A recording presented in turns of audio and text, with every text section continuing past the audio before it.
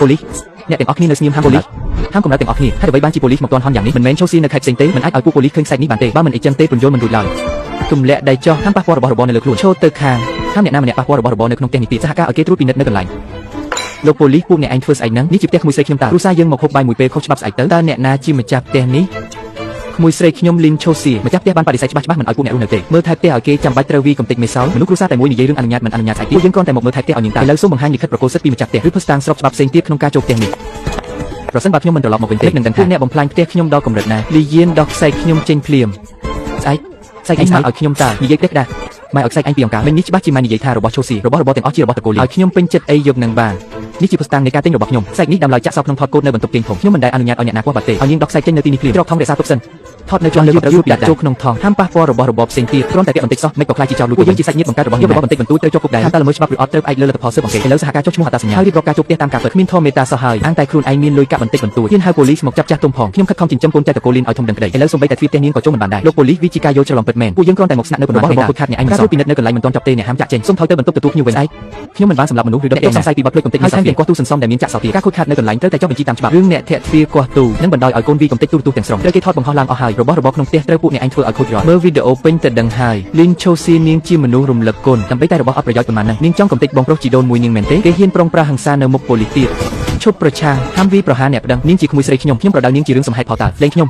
អ្នកកំពុងរៀបការអនុវត្តភារកិច្ចនៅកន្លែងប្រហារអ្នកប្តឹងនៅចំពោះឈប់ប្រឆាំងភ្លាមខ្ញុំមិនបានធ្វើខុសអីទេពួកឯងអាងអីមកចាប់ប្រញាប់លេងការប្រមានគ្មានប្រសិទ្ធភាពត្រូវប្រើវិធានការរឹតបន្តឹងដើម្បីការពារកុំឲ្យគេវីប្រហារអ្នកដទៃទៀតរឿងកំ pl ែងល្ខោននេះចប់ហើយបន្ទាប់មកត្រូវរកការខូចខាតដែលពួកគេបង្កឡើងម្ដងមួយពួកឯងអាងអីមកមើលមុខខ្ញុំជាអ៊ំស្រីបង្កើតរបស់នាងណាមនុស្សចាស់ប្រដៅក្មេងវីយ៉ាងម៉េចប្រញាប់លេងខ្ញុំភ្លាមទំនាក់ទំនងសាច់ញាតិមិនមែនមានន័យថាអ្នកអាចប្រាស់ហិង្សាបានទេសហការក្នុងការស៊ើបអង្កេតឯងប្រញាប់ពន្យល់ភ្លាមគ្រាន់តែមកស្នាក់នៅផ្ទះឯងប៉ុន្មានថ្ងៃសោះហ្នឹងអ្នកធ្វើឲ្យរឿងរ៉ាវខ្លាចជាបែបនេះមិនមែនជាខ្ញុំទេពួកអ្នកឯងបន្ទប់ផ្លាស់សម្លៀកបំពាក់ធំមានស្នាមមកកាយយ៉ាងច្បាស់សលេខកូដថតគ្រឿងអលង្ការត្រូវគេគាស់ខូចហើយមិនមែនខ្ញុំជាអ្នកគាស់ទេគឺបងប្រុសធំយកទូនវីសមកគាស់តាខ្ញុំគ្រាន់តែយកមកពាក់បន្តិចសោះនិយាយផ្ដេសផ្ដាស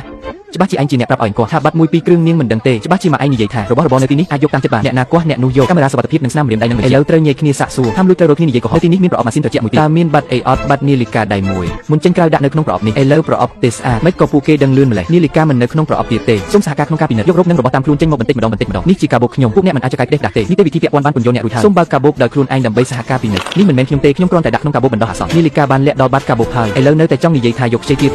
ៀតខ្ញុំមិនបានយករົບអីទេខ្សែនឹងនាឡិកាគឺលីវីយ៉ានជាអ្នកយកឈប់ព្រួញទៅកន្លែងកើតហេតុមិនទាន់ពិនិត្យចាប់អ្នកមិនអាចចាក់ចេញបានទេទូរទស្សន៍គឺក្មេងជាអ្នកនឹងនាឡិកាគឺលីវីយ៉ានអ្នកយកមិនពាក់ព័ន្ធនឹងខ្ញុំទេគឺបន្ទប់មែនអ្នកឯងកែច្នៃគាស់បាត់ទេទូកញ្ចក់ចាក់សោមែនអ្នកឯងគាស់មែនទេមនុស្សពេញវ័យ3នាក់ត្រូវនាំខ្លួនទៅស៊ើបអង្កេតដោយឡែកការទម្លុះចូលយកទ្រព្យសម្បត្តិធ្វើឲ្យខូចខាតនិងលួចយករបស់មានតម្លៃឈូសៀខ្ញុំខុសហើយស្អែកខ្ញុំនឹងជួគេមកជួទ្វារនឹងលៀបថ្នាំពួកយើងជាគ្រួសារតែមួយមានរឿងអីនិយាយគ្នាតាមឲ្យខ្ញុំត្រូវជាប់គុកពិតប្រាកដពេលហើយចាប់តាំងពីអ្នកឯងធាក់ទ្វារនោះមកវាមិនមែនជាមកថាគ្រួសារតែមួយអាចដោះស្រាយបានទេកុំទាន់ភ័យអីពួកយើងបានតាក់ទងអាណាព្យាបាលផ្សេងទៀតបន្តិចទៀតនឹងមានគេមកទទួលអូនបន្តិចទៀតនឹងមានគេមកទទួលកូនធ្វើបាបសាច់ញាតិបែបនេះនឹងត្រូវពីហើយអ្នកដែលត្រូវទទួលខុសត្រូវពិតប្រាកដគឺពួកអ្នកឯងទេមនុស្សត្រូវគេនាំខ្លួនទៅហើយប៉ុន្តែការពិនិត្យឲ្យកន្លែងកាត់ហេតុនឹងការខូចខាតតែចាប់ដើមប៉ុណ្ណោះចុះបញ្ជីរបស់ដែលខូចខាតនឹងបាត់បង់ម្ដងមួយបាត់បង្កាន់ដៃនិងរូបថតដើមត្រូវរក្សាទុកឲ្យត្រូវគ្ន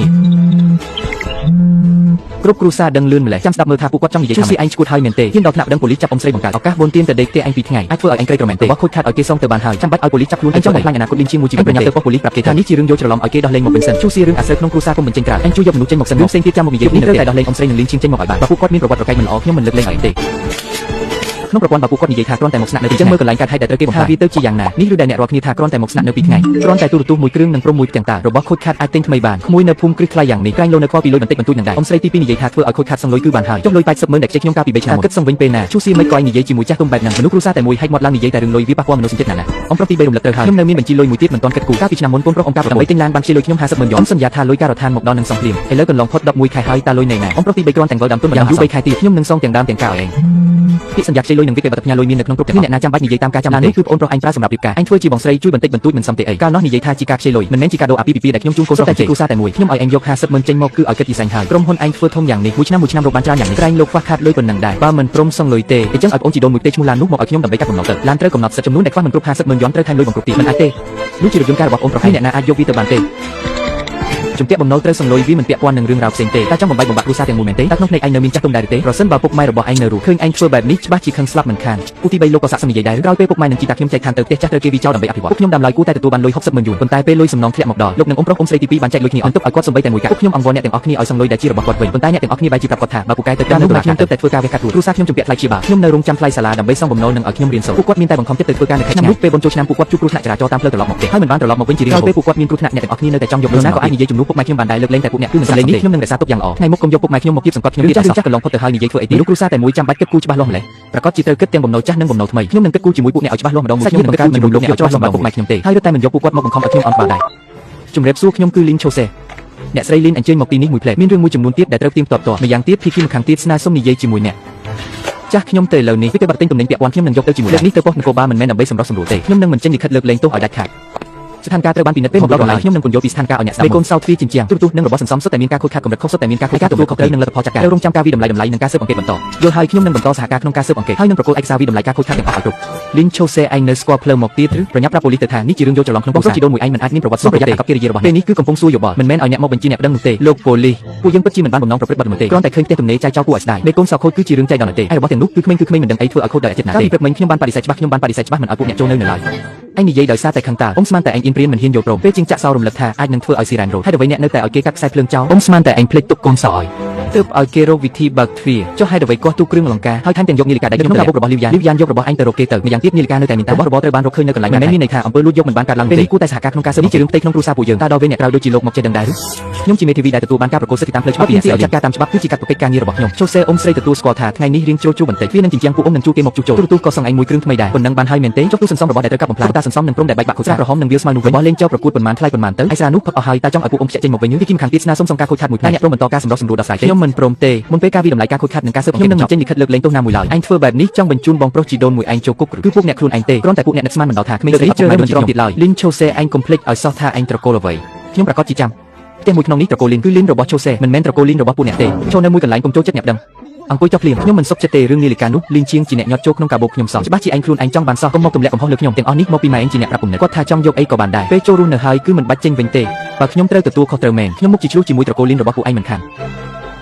មិនក៏គាត់ហ៊ាននិយាយរឿងអស់ទាំងនេះចេញមកគាត់ទើបតែប្រាប់ថានឹងត្រូវកត់ត្រាបន្ទាប់មកនឹងទៀងទាត់ជាមួយកាមេរ៉ាសុវត្ថិភាពនិងស្លាប់ស្នាមដែលគាត់ថាជាគ្រួសារតែមួយនោះមិនទាន់ចាំការស៊ើបអង្កេតបញ្ចប់ចាប់តាមទម្លាក់កំហុសដាក់គ្នាទៅវិញទៅមកបាត់ទៅហើយកញ្ញាលីនបុគ្គលិកត្រូវសាច់ញាតិបោកប្រាស់ពួកគាត់ថាបានការយកទៅបាតម្រូវឲ្យភ្ញៀវចូលក្នុងបូរីគឺត្រូវការបញ្ជាក់ពីម្ចាស់បញ្ជីផ្ទៃក្នុងរបស់ក្រុមហ៊ុនគ្រប់គ្រងបូរីមែនទេបាទពេលនោះពួកគាត់ថាជាសាច់ញាតិរបស់ម្ចាស់បុគ្គលិកប្រចាំការរបស់យើងមិននឹកស្មានថានឹងមានការដាក់ឧបករណ៍ចូលមកក៏ត្រូវចុះឈ្មោះអាសយដ្ឋានធ្វើការនិងអត្តសញ្ញាណអ្នកពឹងពាក់ដែរតាមប័ណ្ណបញ្ជីត្រូវចុះឈ្មោះអាសយដ្ឋានធ្វើការនិងអត្តសញ្ញាណអ្នកពឹងពាក់ពួកគាត់ចូលទ្វាររហូតដល់ប៉ូលីសមកម្ដងហេតុអ្វីខាងបូរីមិនដែលទូរស័ព្ទមកខ្ញុំមួយខ្សែសោះសន្តិសុខមិនបានទៀងទាត់បានគាត់ប្រើលេខទូរស័ព្ទរបស់គាត់ប៉ុណ្ណោះព័ត៌មានរបស់ជាងសោះក៏មិនពេញលេញដែរបូរីមិនបានទៀងទាត់អត្តសញ្ញាណតាមហើយក៏មិនបានរារាំងសកម្មភាពគាត់សោះការទទួលខុសត្រូវដែលពាក់ព័ន្ធត្រូវតែត្រួតពិនិត្យតាមពួកយើងអាចជួសជុលសោះទ្វារជូនដោយឥតគិតហើយសុខចិត្តបញ្ចុះតម្លៃសេវាបូរីរយៈពេល1ឆ្នាំខ្ញុំមិនមែនត្រឹមតែសមមួយនោះទេតាមនីតិវិធីត្រឹមត្រូវពួកគាត់គ្មានផ្លូវចូលក្នុងបូរីបានឡើយសូមបិទសៀវភៅបញ្ជីភ្ញៀវភ្លាមវីដេអូសុវត្ថិភាពកំណត់ត្រាយានយន្តនិងកំណត់ត្រាប្រចាំការផ្ទៃក្នុងខ្វះសូម្បីតែមួយសន្លឹកខ្ញុំនឹងទៅរៀបចំនិងបិទត្រាទុកភ្លាមកំណត់ត្រានឹងមិនបាត់បង់ឡើយបន្ទាប់មកនឹងផ្ញើជូនកញ្ញាឲ្យបានមិនមែនគ្រប់អីវ៉ាន់ទាំងអស់សុទ្ធតែគិតតាមតម្លៃទិញនោះទេរបស់ណាជួសជុលបានគឺគិតថ្លៃជួសជុលសម្រុំហើយរបស់ណាជួសជុលមិនបាននឹងគិតបញ្ចូលការរំលោភតម្លៃទីផ្សារនិងមតិរបស់ស្ថាប័នជំនាញដើម្បីកំណត់ការខាតបង់ដែលបានបញ្ជាក់បណ្ដោះអាសន្ននិងថ្លៃជួសជុលបន្តសរុបទាំងអស់ជាង308លានយ៉ូការពាក់ព័ន្ធត្រូវឲ្យអាជ្ញាធរមានសមត្ថកិច្ចទៀងទាត់ពួកយើងនឹងទាមទារសំណងរដ្ឋប្រវេណីក្នុងពេលតែមួយជាង3លានមិនក៏ពួកឯងមិនទៅប្លន់តែម្ដងទៅរូបកែវតូចប៉ុន្មាននឹងថ្លៃរាប់សែនមួយក៏អស់លុយច្រើនម្លេះម្ចាស់ផ្ទះចង់បោកប្រាស់ពួកយើងដោយចិត្តកំណត់នេះមានវិកេបទជាឯកសារយោងត្រឹមត្រូវការទាមទារតាមច្បាប់មិនមែនគ្មានមូលដ្ឋានចោតប្រកាន់បានបែងចែកថ្លៃជួសជុលការខាតបង់ជាក់ស្ដែងនិងតម្លៃសម្ភាររួចហើយតើត្រូវសុំតាមតម្លៃដើមទាំងអស់មែនទ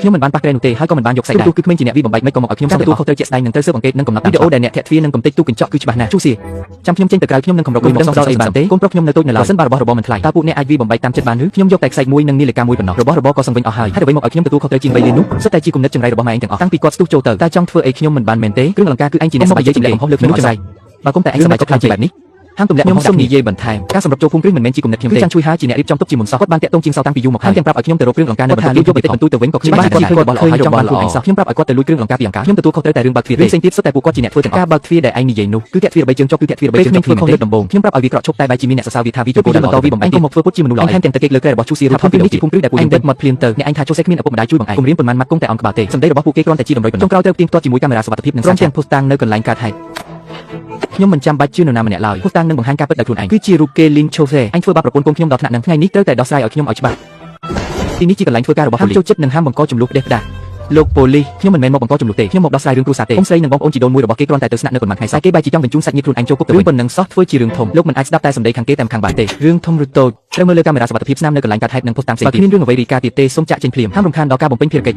ចឆូសេប្រញាប់ប្រាប់មេធាវីឲ្យដកពាក្យបណ្ដឹងវិញហើយចេញលិខិតអត់អន់ឲ្យពួកគេទៅធ្វើមិនបានទេខ្ញុំមិនដកពាក្យបណ្ដឹងវិញទេហើយក៏មិនចេញលិខិតអត់អន់ឲ្យដែរតតែបង្ខំឲ្យអ៊ំស្រីអញស្លាប់ទើបអញអស់ចិត្តមែនទេគាត់សោទ្វារសម្រុកជោគផ្ទះគេវីកំតិចទ្រព្យសម្បត្តិព្រមទាំងលួចយកគ្រឿងអលង្ការមិនមែនខ្ញុំជាអ្នកធ្វើទេពួកគេត្រូវទទួលទោសបែបណាគឺអាស្រ័យលើលទ្ធផលស៊ើបអង្កេតនិងច្បាប់ជាឯងមិនព្រមដកពាក្យបណ្ដឹងទេទៅថ្ងៃមុខគ្រូសាលីនទាំងមូលនឹងមិនរាប់អានឯងទៀតទេហើយលុយដែលឯងនឹងពូទី3ជំពាក់ខ្ញុំក៏ដល់ពេលសឹងវិញដែរ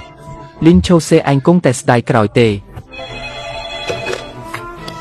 មានរឿងអីមែនទេលោកស្រីលីងមានគេកំពុងបង្កចំនួននៅជាន់ទី1គេថាជាសាច់ញាតិរបស់លោកស្រីចង់ដាក់ទៀតផងឥឡូវនេះមានមនុស្សមកចំរុំមើលកាន់តែច្រើនឡើងកំពុងរំខានដល់ការចេញចូលរបស់បុគ្គលិកហើយបើកមើលកាមេរ៉ាសុវត្ថិភាពនៅសាលជាន់ទី1វីដេអូទាំងស្រុងចាប់តាំងពីពួកគេដើរចូលមកប្រពន្ធខ្ញុំសុខភាពមិនល្អកូនប្រុសខ្ញុំត្រូវធ្វើការទៀតគេចង់បំផ្លាញគ្រួសារយើងទាំងមូលហើយគេរស់នៅភូមិព្រីតម្លៃរាប់សិបលានតែរឿងបន្តិចបន្តួចសោះបែរជាចាប់អ៊ំស្រីបង្កើតខ្លួនឯងយើងមើលថៃគេតាំងពីតូចរហូតដល់ធំឥឡូវគេមានបានហើយប្រែប្រួលមិនស្គាល់សាច់ញាតិ